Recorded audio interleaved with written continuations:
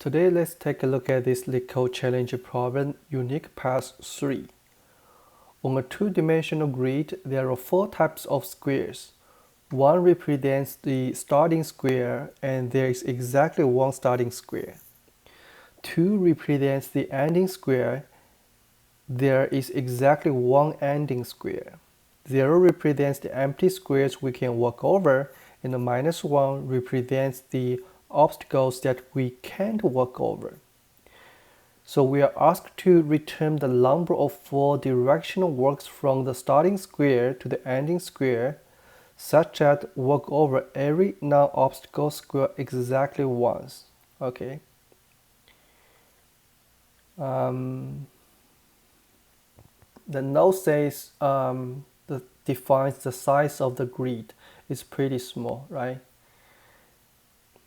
And let's take a look at the first example here. We are given such a two-dimensional array: 1 0 0 0 0 0 0 0 and 0 0 2 minus 1. So by definition, we start from this number 0 0, right? And 2 here is our ending square. So we need to find the number of paths that can go from the starting square to the ending square, but meanwhile we have to go through all the non-obstacle squares. Okay, so the first path is 0 0, then 0 1, 0 3, right? And 1 3, 1 2, 1 1, 1 0, 2 0, right? 2 1, and eventually we gonna arrive at the ending square, right? And the second path that the explanation gives us is 0 0. Okay, and 1 0, 2 0, 2 1, 1 1, 0 1, 0 2, then 0 3, then 1 3, then 1 2, then 2 2. Okay. Yeah, I think we can use DFAs to try every possible path from S to from starting square to the ending square, right? And we need to check whether that path covers all the non-obstacle squares, right? And how can we check whether the path covers all non-obstacle squares? So we start from, if we use DFA, so we start from 1 and stops at 2. I think we need a counter, right? We need a counter which will keep tracking how many zeros has been covered on the path. All right, when we reach the ending square 2 here, we just need to check whether all the zeros are covered. I think we can first just go through this two-dimensional array, count the number of zeros, and also find our starting square, and then we do DFAs. Yeah, let's code it.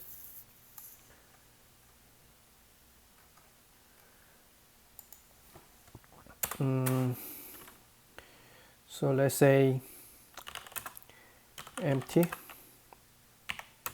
which means we can walk over, and then we have start x and the start y. Okay, and for convenience, we can get the dimension of the 2D array.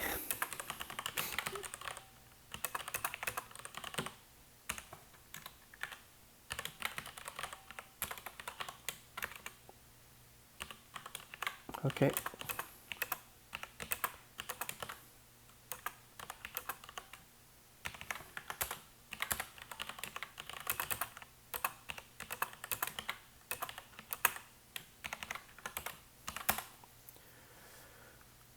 Okay, and we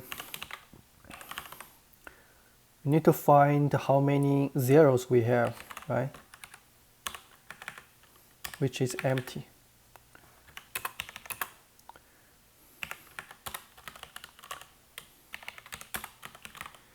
Then we need to find our starting square.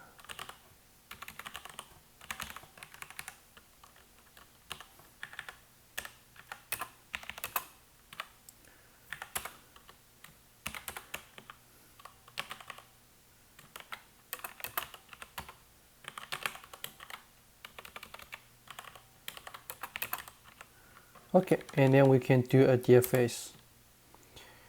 And so when we do the DFS, I think we can count the path on the fly, can we? Or should we set a global variable? Yeah, we can count the number of paths on the fly. They just return DFS. Read.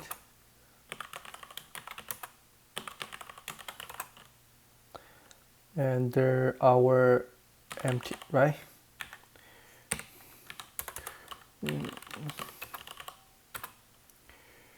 DFS.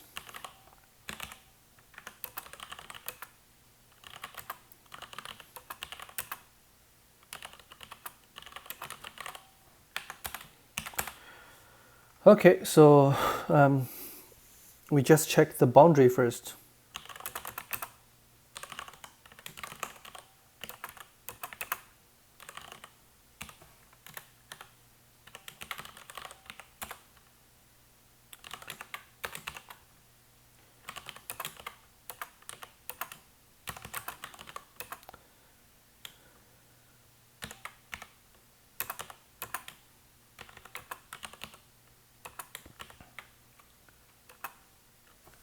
Oh,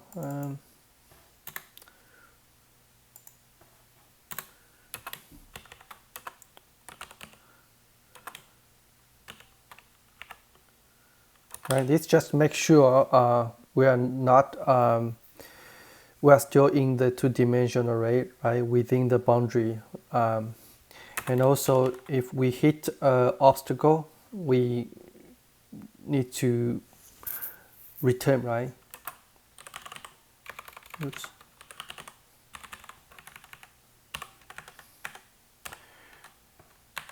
Obstacle is -1. Yes, -1. Okay, there's no path, and return 0. Otherwise, we have two options, right? We have two options. We can either hit a 0 or we hit 2. If we hit 2, we need to check whether the path covers all the zeros, right?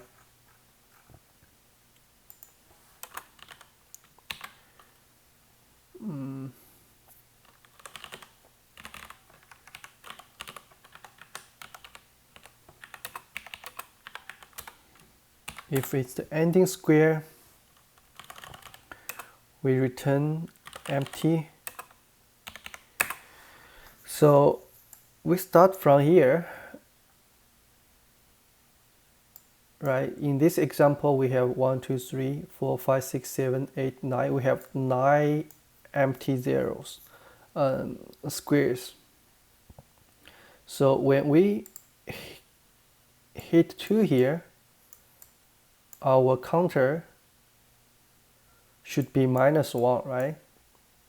Because so initially we have 9 here, and then we have, let's say,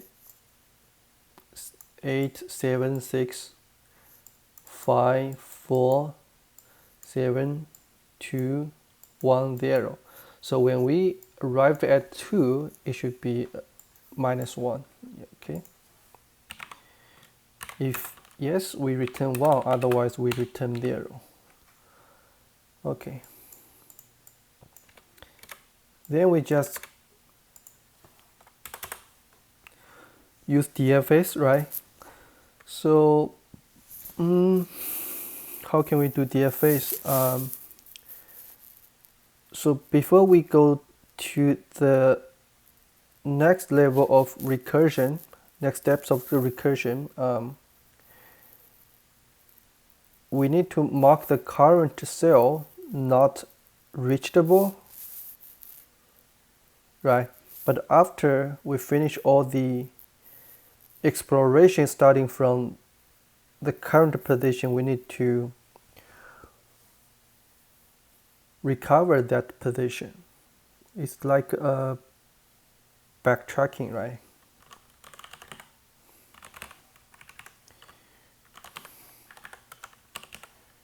So we just mark it as -1, and or we can use a visited array. That's totally fine.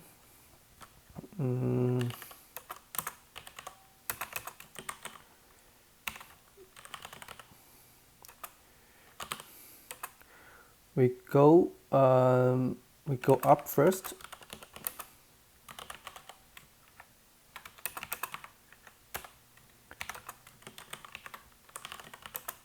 Then we go down.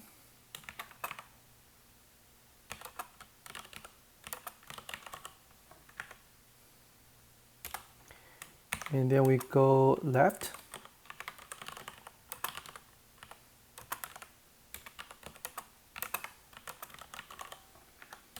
And then we go right. Yeah.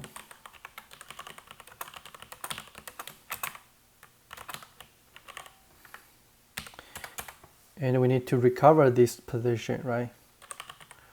So that value is 0.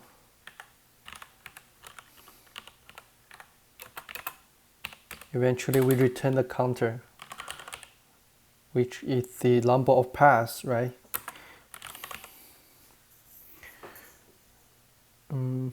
Yeah, let's submit it. Let's first run the code.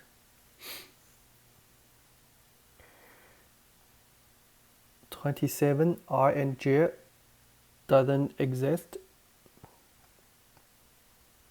Oh, I should use row and column.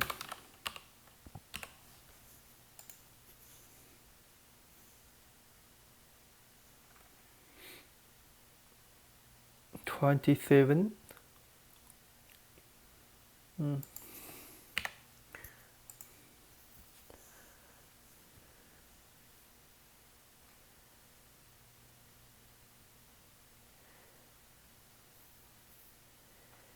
Okay, so why I'm returning 0?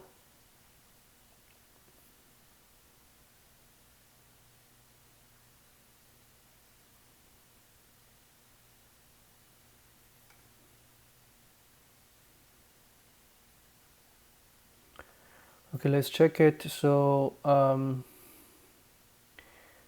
basically count how many empty squares I have, and let's print it out.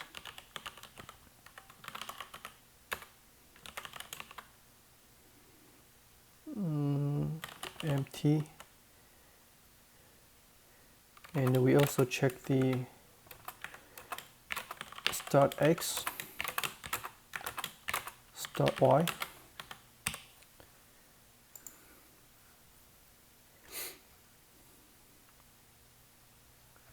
"900." Okay, so this part is okay. In this part we get the length. Okay, and then we check the boundary.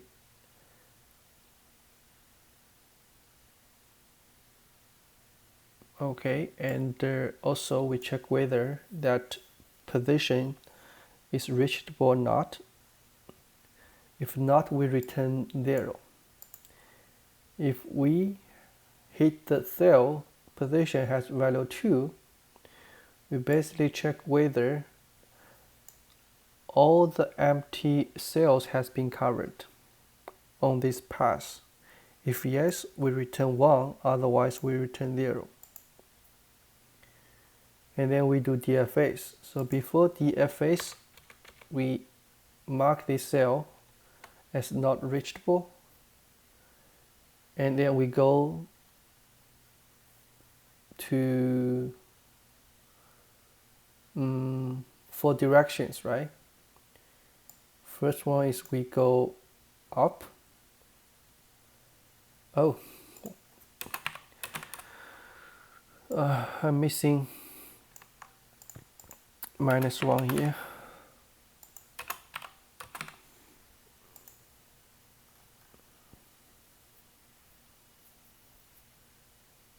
Yep, so let's submit it.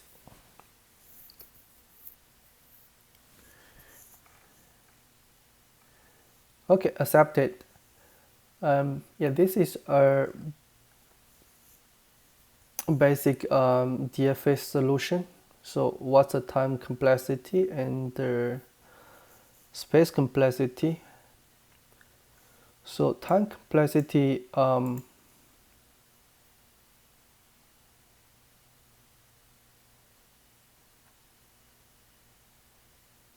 so we have m by n, right?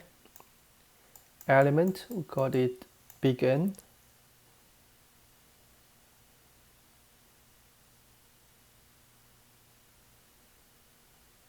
And on every node, we actually only have 3 directions, right? Because it has a previous node. I think it's bounded by n to the nth, right? Or 4 to the nth. I'm not quite sure.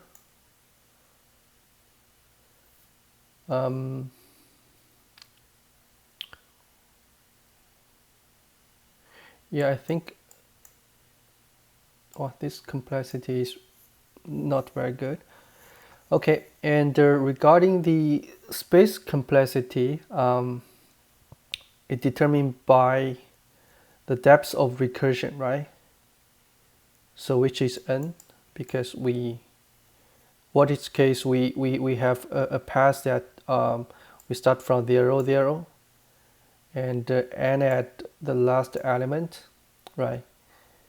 We have to have n depths of recursion. So this is going to be our space complexity. Okay, and that's it.